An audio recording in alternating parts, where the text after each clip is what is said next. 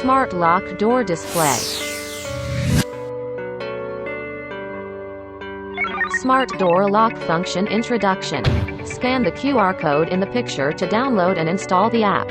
Next, log in to the mobile app as shown on the right. Use app to scan the QR code on the lid of the battery box to bind.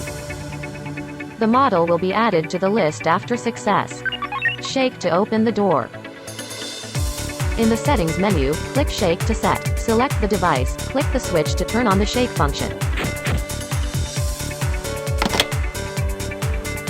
Manual control by apps. The phone as close to the door lock, triggers the induction, and slides to open the door. Share to open the door. View in the field. Mobile phone send cloud key. Let friends open the door.